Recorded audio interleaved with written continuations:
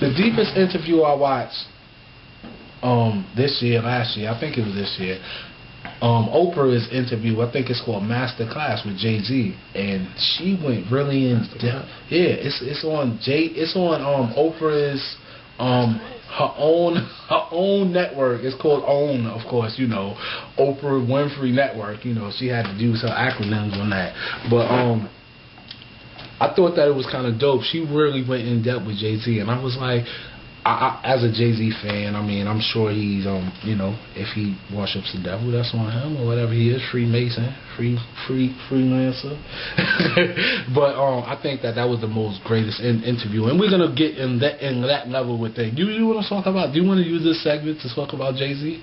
No, okay. I just hope that he could free my music. Okay. Nah, but I understand what you're saying as far as the interview. Like, you know, you sit through an interview and you don't really get the whole picture. You don't really know who the artist is. I sat here and listened to you for 30 minutes and I still don't know who the hell this nigga is. I listened to your album, you got 55 songs on it. And y'all ain't know who you is. Who the fuck are you, man? You a chameleon? God damn you. It's crazy because I think that, you know, a lot of these artists that are out right now, I mean, just freelancing off the head, is that a lot of these artists, you really don't know who they are. Like, I could just name names. Let's just name Soulja Boy.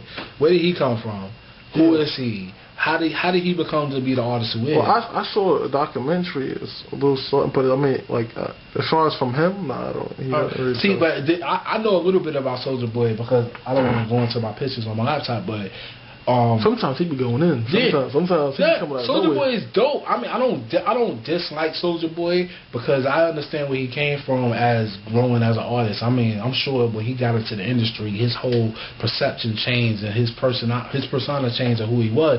But me and Soulja Boy, I was #1 on the hip hop charts and he was #5. And there was another time on SoundClick.com. This is real talk. And there was another time when Soulja Boy was #1 and I was #3. I was the #3 unsigned artist, and Soulja Boy name was Soulja Boy 5 on SoundClick, and he used to have this song called I Got Me Some Bathing Apes. I Got Me Some Bathing Apes. And I didn't even know. I was like, yo, who is this guy ahead of me on the chart? So when I checked it out, I was like, yo, Soulja Boy's dope. Like, I thought he was hot. So when he came out with that Superman, I was like, okay.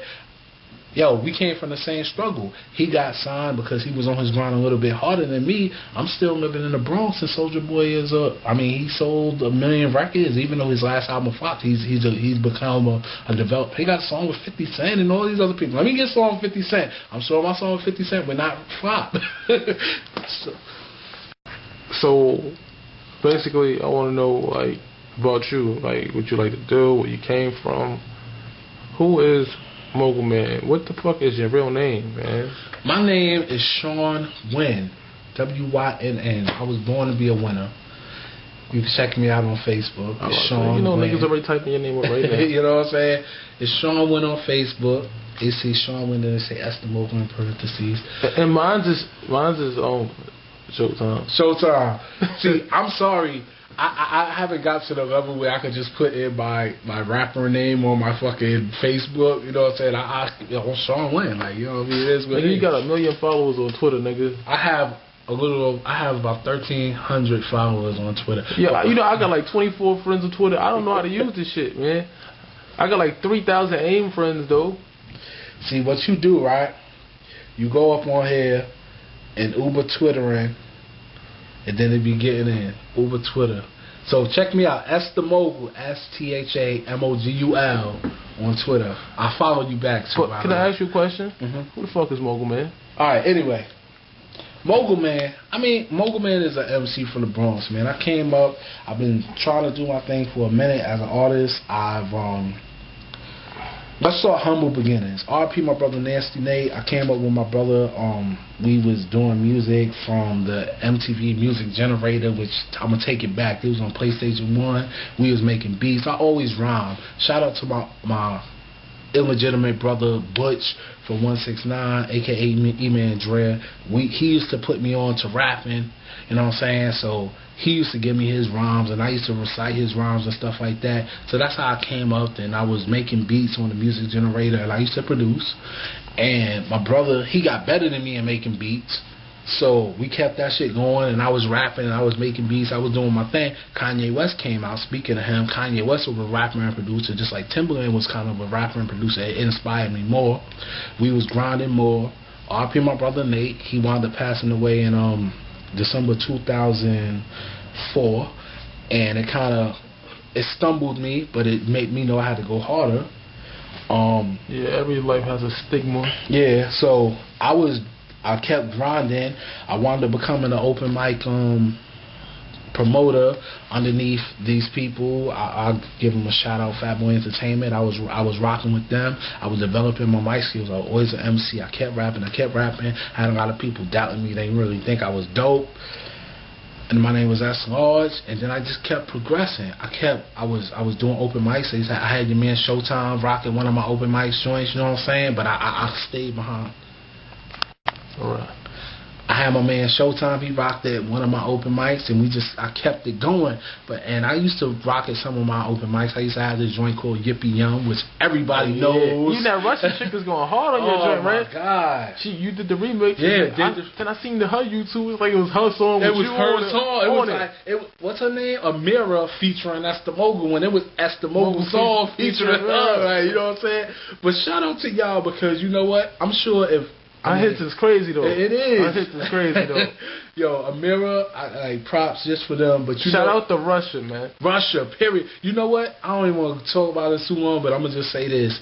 Like my man Kava said, yo, much love to my man Kava King, but he even said it himself. The other dude who was on the Yippee Yum joint, he used my whole swag on the verse where I was like, shorty, let me get you on this metal pole. And he did the whole thing, but it was in Russian. He was like, Isha, Eda. It was like the same shit in Russian. I was like, damn, I got swagger jack. You know what I mean? But yeah, it's cool to get swagger jack. It's cool to get swagger jack. Like my whole cowboy. That's my swag. Man, I call it cowboy. You feel me? How's the range, nigga? So it was like 3 remixes on that. So you know what? But going on the Yippee Yum thing, it kind of was a good point in my career, because I had that hit, and everybody was like, yo, you missed the Yippee Yum. Like everybody knows me for that. You can bring that Yippee Yum. I can still bring it out here in 2011, and everybody like, I might throw that on the background. They gonna be hearing this shit. Oh, that's the shit right there. Man, I swear, I'm gonna be on my grave. It's gonna be a big sign. It's gonna be like Mr. Yippee Yum. Yo, that joint was hot. I was mad I wasn't on a remix, and I'm like, damn, I didn't even know you didn't like that. It was crazy, but you know, it was a good look. And I mean, like I said, I was doing an open mic showcase. I rocked with Keith Murray. When I did Yippee Yum and I did some other joint, Keith Murray came up to me and he was like, yo, son. Shout out to Keith Murray though. Word. Whatever he doing. I remember one of his homegirls, that was my homegirl. Her name was Ute. She was from Germany or some shit like that. Shout out to Ute. Hey Keith Murray, what up, yo? Keith Murray, he really he showed me a lot of love. That was on my birthday in 2007. So, you know, just saying who I am, like when I came from there and just developing as an artist, as an MC, I founded Royalty Entertainment, which I broke apart. So I had this album called Destroy and Rebuild, which really documented that whole thing. And now, like right now, 2011, Esther Mogul is like, I think I was caught in between being an artist, a producer, and a promoter. But right now, I think I'm just a dope artist, and I'm just trying to be an artist. Yeah, because that part is easy though. You know what I'm saying? It's part of more of the promotion and shit. Yeah. Yeah. So basically, I mean, you can talk. You ain't gotta be scared. All right, so like, what we at in 2011? I mean, I'm basically, so yeah, you know, 2011 Esther Mogul swag is just pretty much like, I'm just trying to be a dope artist, trying to be one of the best artists out there, because I feel like I have progressed as an MC. I feel like my skills are where they need to be right now. I mean, I have to get better with the pen game, but I think I make hit records, and I think I've been rocking with a team that been making hit records. Shout out to all my team. I'm going to give y'all a shout out right now. It's going to be once and done. Scar, Crank, DS. Shout out to DS. I saw some footage of that Word on up. stage. DS be doing his thing. He a mixie deal. You know what mixie mean. He sometimey. Shout out to Slay. Shout out to Marv Dash. That's my conglomerate fam. And shout out to everybody who basically, you know, true supporters, man. Showtime trying all of y'all because I Good mean, luck. That's pretty much if it wasn't for the dudes who be like, yo, you know what? I fucks with you. Why am I doing? Remember that first track we did? It's the Mogul, man. It's the Mogul. Yeah, that beat was crazy. Yo, and that was actually a real. That was a hot track, real fun track to do. That shit was hard, man. You know, fucking reminiscing and shit. You know. So it's just been a dope thing. I mean, I have like just doing everything, man. You know, I did a show last night, and I'll just tell you about that show last night. And I got the footage. Yeah, it's coming out. It's coming out. So the show gonna have the footage, but you know, I was like just strictly an artist, and I was like, damn, man, just being an artist, and it's a good feeling. You know what I'm saying? Just to know to be a good artist. Got a nice leather couch there, cowboy. It's nice. You know, you with Jennifer Leathers or some shit? I try.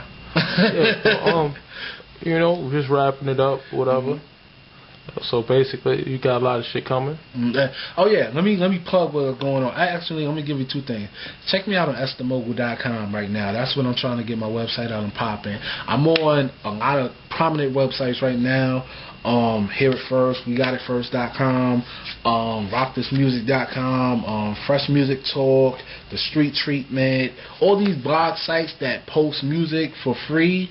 I give all of y'all love. Like, I mean, it's not always about the money. It's all about the circulation. I have songs that are... Can you give me a copy of that? Okay, I got you. I got you. I'm bullshit, which you already know.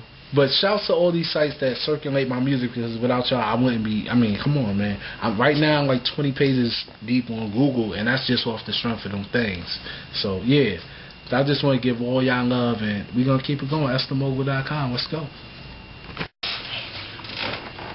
So yeah, like most recently I dropped my last mixtape. It's called Section 8, the mixtape, and I mean, I don't feel like going on my joint, but I think it's probably close to, about 700, 800 downloads. Let's say like something like that.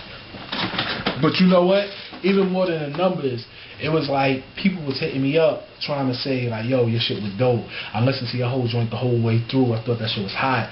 They'd probably say, well, and at best, if I got really deep constructive criticism, somebody would say, well, on track 8, you came hard with your delivery, but track 9, it wasn't as strong, but I still thought you did your thing. And you know what? That's why I think the people who really rock with me, because that's real. Like I know somebody who spent a lot of money on promotion, and they didn't really get that much feedback. Like, even though they probably got their mixtape downloaded 5,000 times, they didn't have people hit them up like, yo, your shit is hot, yo, I fuck with your shit. But then at the same time, I had people hit me on my Facebook, I had people hit me on email, texting me like, yo, I checked out that Section 8 joint, yo, I like that shit, yo, track 12 was my favorite, track 8 was my favorite, track 6 was my favorite.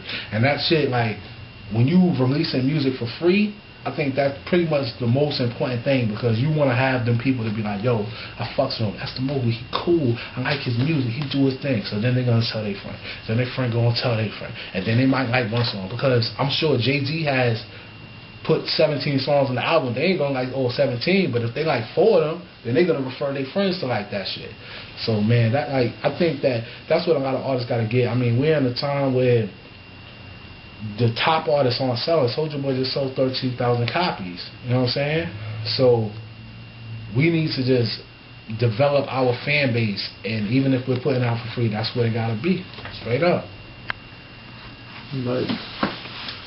I'm gonna end that one like that. I just felt like that needs to be said on camera. Like, yeah, I think that was probably one of the most realest things. Yeah, that's some humble ass shit. You a humble dude, man. You a good dude.